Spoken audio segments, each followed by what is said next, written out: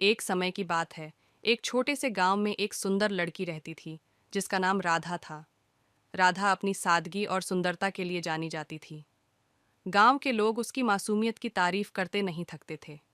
राधा का दिल बहुत बड़ा था और उसमें सबके लिए प्रेम था। उसके पिताजी श्रीर। एक दिन गांव में एक नए शिक्षक का आगमन हुआ। उसका नाम कृष्णा था। कृष्णा एक शिक्षित और आदर्शवादी व्यक्ति था जिसने अपना जीवन शिक्षा के प्रसार के लिए समर्पित कर दिया था। राधा और कृष्णा का पहली बार मिलना स्कूल के एक कार्यक्रम में हुआ। कृष्णा का शिक्षण का तरीका बहुत ही आकर्षक और प्रभावी था। गांव के बच्चे और उनके माता-पिता सब उनकी तारीफ करते थे। राधा भी कृष्णा के विचारों से बहुत प्रभावित हुई।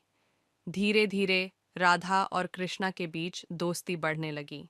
समय बीतता गया और उनकी दोस्ती प्रेम में बदलने लगी। कृष्णा और राधा के बीच एक अनकहा प्रेम पनप रहा था, लेकिन दोनों ने कभी भी अपने दिल की बात एक दूसरे से नहीं कही थी।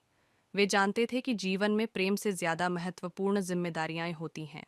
एक दिन गांव में एक बड़ी समस्या आ गई। गांव का तालाब सूखने लगा और किसानों की फसलें बर्बाद होने लगीं। श्रीराम बहुत चिंतित थे। कृष्णा ने गांव वालों की मदद करने का निर्णय लिया। उसने अपने सारे पैसे और साधनों का उपयोग किया और गांव वालों के साथ मिलकर तालाब की सफा। राधा ने कृष्णा के इस त्याग और सेवा भावना को देखा। वह बहुत प्रभावित हुई और उसका प्रेम और गहरा हो गया। उसने कृष्णा से कहा, तुमने जो किया है वह सच्चे प्रेम का उदाहरण है।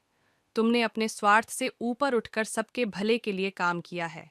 कृष्णा ने मुस्कुराते हुए कहा, राधा, तुम मेरे लिए सबसे खास हो। मेरा प्रेम तुम्हारे लिए सच्चा है, लेकिन मैंने सोचा कि पहले हमें अपने कर्तव्यों को पूरा करना चाहिए। राधा ने उत्तर दिया, तुम्हारा कर्तव्य ही तुम्हारा प्रेम है और मैं तुम्हारे साथ हर कदम पर। गांव का तालाब फिर से पानी से भर गया और फसलें लहलहाने लगीं। गांव वालों ने कृष्णा और राधा के प्रेम और सेवा को सराहा। उन्होंने दोनों का विवाह धूमधाम से कराया।